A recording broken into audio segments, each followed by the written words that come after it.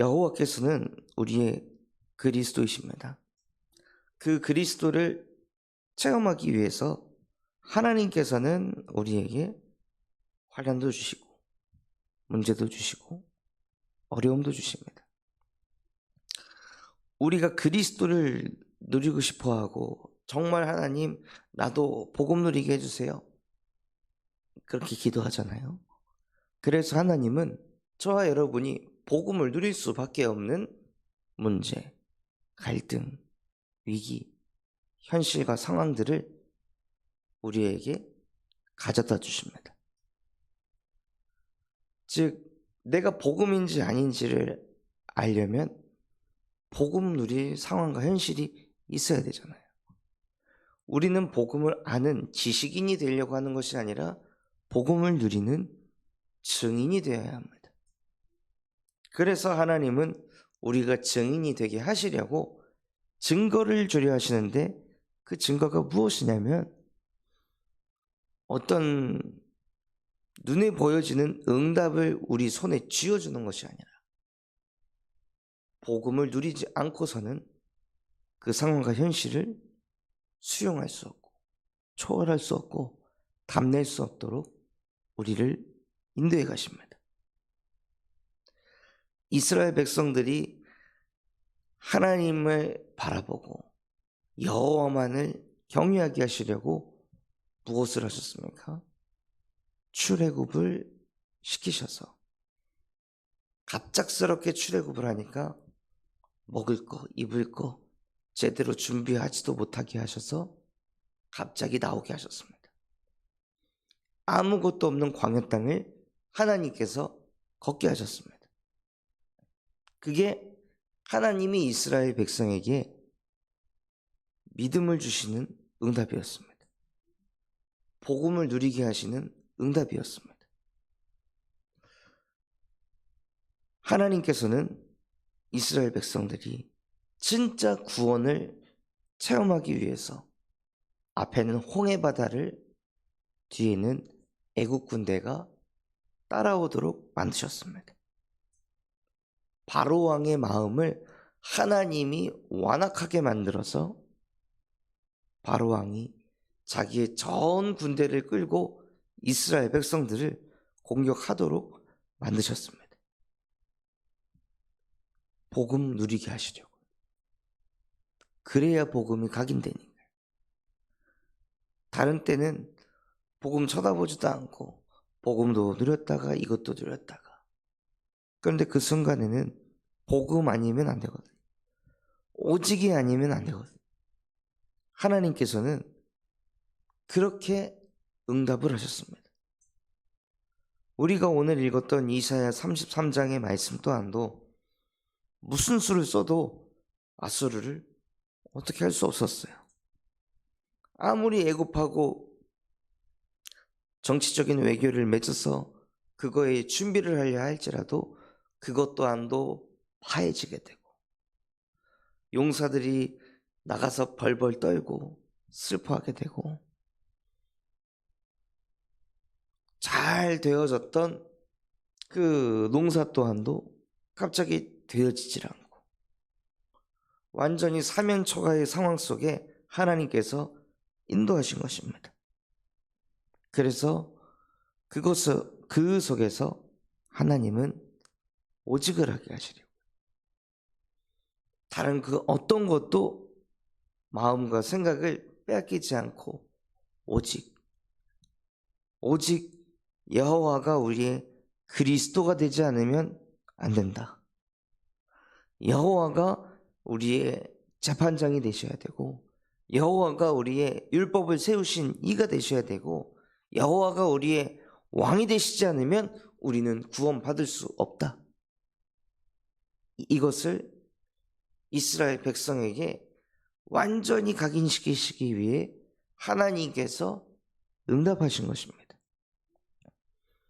그렇다면 우리 또한도 속지만 않으면 됩니다.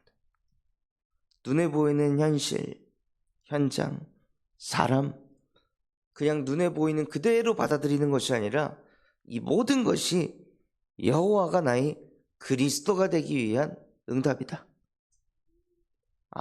진짜 주는 그리스도이시며 살아계신 하나님의 아들이십니다라는 이 신앙 고백을, 이 믿음의 선포를 어떤 상황 속에서도 할 수 있도록 하나님이 나에게 은혜를 주고 계시는구나. 나는 이러한 현실과 상황 속에서도 하나님을 경외하는 보배로운 존재입니다.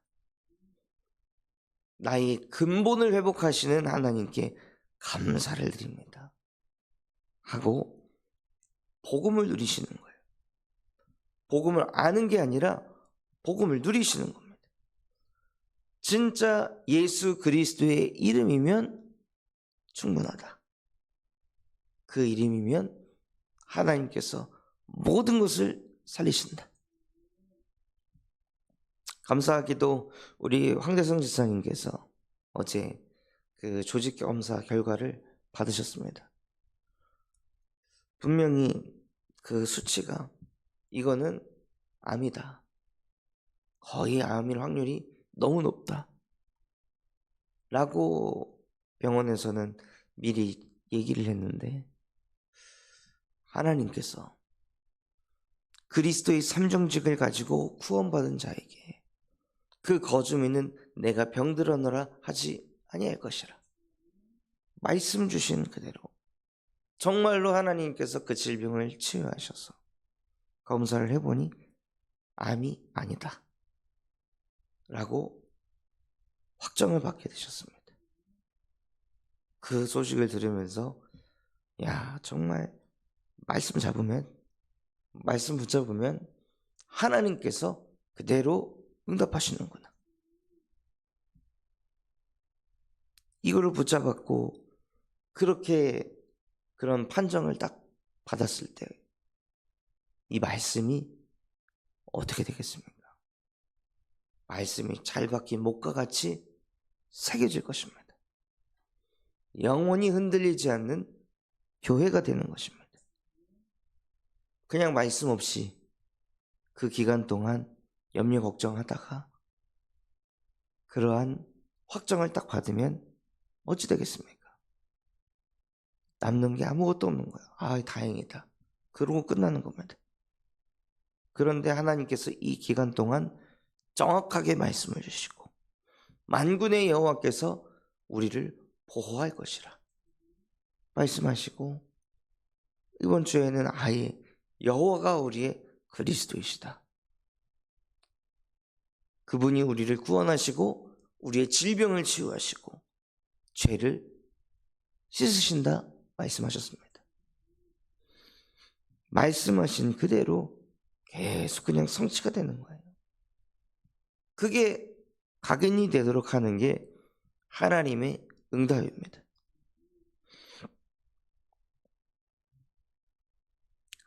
저 또한도 정말로 제 인격과 수준으로는 진짜 이거를 어떻게 해야 되지?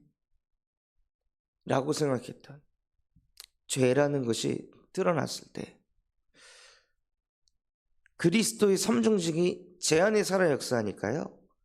용서 못할 사람이 없고 못 품을 사람이 없고 수용 못할 사람이 없더라고요. 그래. 예수님께서는 죄인을 위해 이 땅에 오셨는데 나는 죄인을 정죄하고 있구나. 나는 복음이 아니구나. 복음을 안 누리고 있구나. 진짜 복음이 필요한 사람은 저 죄인이 아니라 죄인에게 복음이 필요한데 죄인에게 정죄와 판단을 쏟아 부으려고 하는 나에게 복음이 필요하구나. 그것을 하나님께서 깨닫게 하시더라고요. 그러면서 그 죄인에게 복음이 아니라 그 죄인을 판단하는 나라는 죄인에게 예수가 그리스도가 되셔서 제 안에 있는 그 죄악을 씻으시는 거예요. 어찌나 감사하던지요. 하나님, 계속해서 사람을 판단하고 정죄하는 그 사단의 권세에 잡혀서 죄 아래 종노릇하는 그 흐름으로 나를 그 속에서 건져내어 주심에 감사를 드립니다. 하고 정말로 나를 구원하신 하나님께 또 감사가 되어지는 거예요. 복음 누림이 무엇입니까? 남이 바뀌는 게 복음입니까?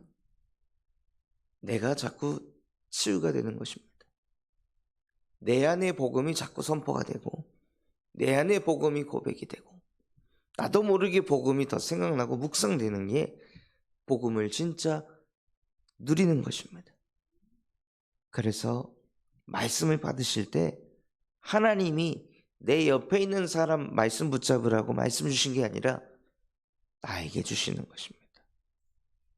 하나님, 정말로 내 안에 하나님의 말씀이 살아 역사하여서 그 말씀 붙잡고 다윗처럼 주의 말씀이 어찌 그리 담지요.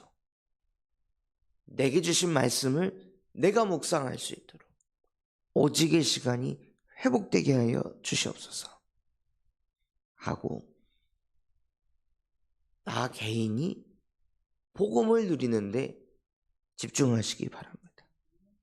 누군가가 복음을 누리길 바라기보다 우리가 복음 누리고 있으면 하나님께서 그 한 사람을 통해 모든 흐름을 바꾸십니다. 이사야라는 선지자가 그 난리통에도 아수르 군사가 그렇게 공격하는 그 난리통에도 이사야라는 선지자 한 사람이 하나님께 오직하고 있으니까요. 하나님이 이사야에게 정확하게 메시지를 주시잖아요. 분명히 하나님이 주신 말씀이지만 이 말씀을 대언한 대언자는 이사야였습니다. 그 한 사람이 있었기 때문에 아수르에게 오는 그 재앙을 넘어설 수 있었던 거예요. 이사야라는 사람이 있었기 때문에 히스기야라는 왕이 응답을 받을 수 있었습니다. 한 사람이 오직의 시간을 갖는다는 건 어마어마한 일입니다. 우리 한 사람이 우리 가정에서 나 한 사람이 오직의 시간을 갖는다? 그 가정을 살릴 유일한 사람이 될 것입니다. 가문 안에서 오직의 시간을 갖는다?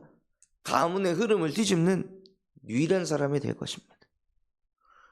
우리의 산업 현장에서, 학업 현장에서, 직장 현장에서 오직의 시간을 갖는다? 그 사람은 그 현장의 보배가 될 것입니다. 그래서 그 보배로운 존재 자체가 그 현장에 있기 때문에 그 사람을 중심으로 복음이 뻗어갈 수밖에 없는 거예요.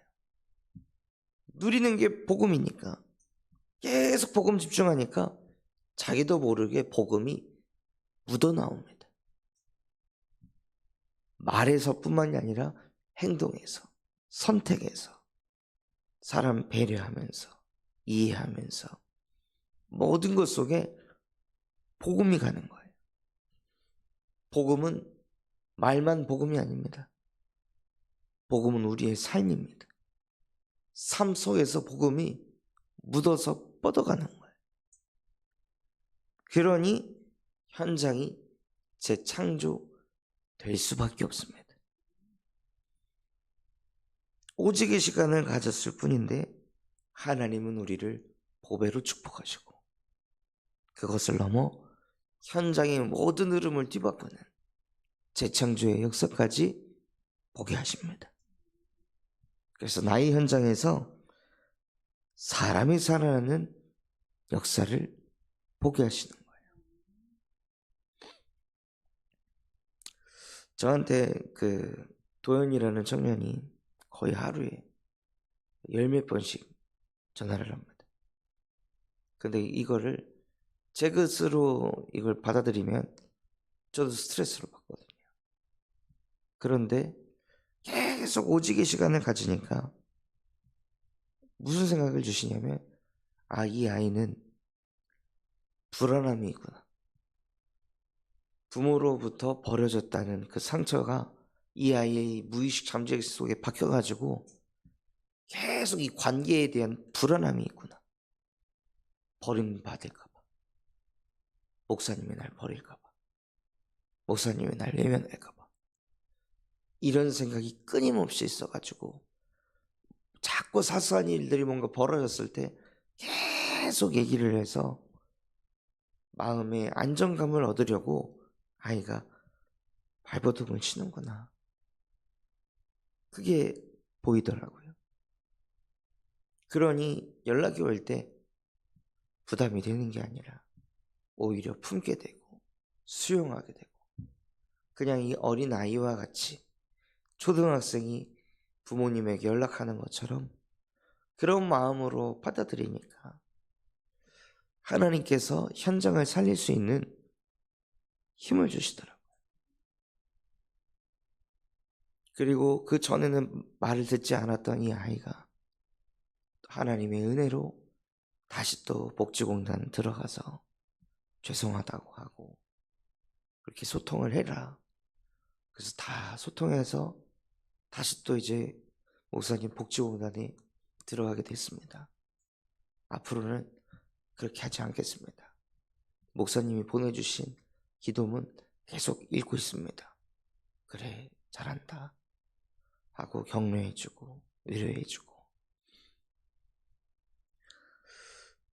그걸 보면서 정말 나는 사람 살리려고 뭘 한 게 아니라 오직 이 시간을 그저 가졌을 뿐인데, 말씀 또 듣고 말씀을 또 읽고 말씀을 또 쓰고 말씀을 또 묵상하니 현장에 문제가 생겼을 때 어떻게 대처해야 될지, 어떻게 복음으로 풀어가야 될지 그게 보이는 거예요. 그러니 저는 복음으로 했잖아요. 그러니 평안한 거예요. 그게 응답인 거예요. 복음으로 했으니까 이렇게 돼야 되고 저렇게 돼야 되고가 아니라 복음으로 사는 자체가 응답인 거예요. 원래 인간은 하나님과 함께하는 거잖아요. 복음으로 했다는 자체가, 복음으로 대처했다는 자체가 인간의 근본이 회복됐다는 것입니다. 하나님을 경외하고 있다는 것입니다. 이미 보배가 됐다는 것입니다. 그때 얼마나 행복한지 모릅니다. 이걸 내가 복음으로 풀다니, 이걸 내가 하나님과 함께하면서 말씀 따라 인도받다니, 내가 보배가 됐구나. 하나님 감사합니다. 오직 이 시간을 가졌을 뿐인데 구원의 능력이 내게 임해서 복음이 실제 삶 속에서 누려지게 하심에 감사드립니다 하고 보배가 되었을 때 얼마나 기쁘고 감사한지 모릅니다. 그래서 우리 성도분들 또한도요, 오직의 시간을 통해 말씀도 듣고 말씀도 읽고 말씀도 쓰면서 그 각인된 말씀을 또 생각하고 또 적용하고 또 선포하는 증인이 되시기 바랍니다. 그래서 모든 것을 복음으로 풀어가 보는 거예요. 어색하고 어떻게 해야 될지 모르겠고 복음으로 푼다는 게 어떤 걸까 막연할 때도 있잖아요. 그런데 계속 말씀을 듣고 쓰고 읽다 보면 복음으로 풀어가는 게 이런 게 아닐까? 이렇게 말씀을 적용하는 게 아닐까? 이런 생각들을, 지혜들을 주십니다. 그래서 말씀 그대로 우리가 오직의 시간을 가질 때요, 하나님께서 네 시대가 임해서 너에게 평안함과 구원을 이루는 지혜와 지식이 풍성해질 것이다. 삶이 실제 이 말씀을 이루는 것입니다. 그래서 그 다음 구절의 방법을 알려주셨잖아요. 여호와를 경외함이 네 법이니라. 그래서 경외를, 하나님을 경외합니다가 아니라 오직의 시간이 하나님을 경외하는 것입니다. 그래서 말씀을 형이상학적으로 편집하는 것이 아니라 실제 내 현실의 삶에 적용할 수 있을 만큼 말씀을 묵상하시고 그 말씀을 누리시기 바랍니다. 그때 정말 무엇을 보게 하시냐? 여호와는 우리의 그리스도이시구나. 그 맛을 보시기 바랍니다. 아, 예수는 그리스도이시구나. 아, 정말 그리스도께서 다 이루셨구나. 그 이름만 내가 붙들고 있으면 되는구나. 그래서 정말 우리 모든 성도분들이 복음을 실제 누리는 보배가 되시기를 예수 그리스도의 이름으로 축원합니다. 붙잡은 말씀 가지고 합심해서 기도하겠습니다. 하나님, 여호와는 우리의 그리스도이십니다. 정말로 이 축복 누리기 위하여 오직의 시간을 회복하게 하여 주시옵소서. 그래서 그 말씀이 살아 역사하여 내가 문제 만났을 때 그 문제를 내 감정과 이성과 인격으로 풀어가는 것이 아니라 복음으로 풀어가는 유일한 사람이 되게 하시고, 그래서 현장을 재창조하는 증인 되게 하여 주시옵소서. 우리 군산참소망교회가 금토일 시대를 열고 세 가지 뜰이 세워지게 하시며 청년 전도 운동이 일어나고 8번째 렘넌트를 세우는 렘넌트 시스템과 성경적 다락방 전도 운동을 일으키게 하여 주시옵소서. 바티전 성교원을 통해 미래를 살리는 7천 전문 지도자가 세워지게 하시고, 호프 동아리를 통해 마약 예방 교육을 할 수 있는 전문인과 또한 다락방 운동을 할 수 있는 제자들이 세워지게 하여 주시옵소서. 그럼 마음과 중심을 담아 합심해서 기도하겠습니다.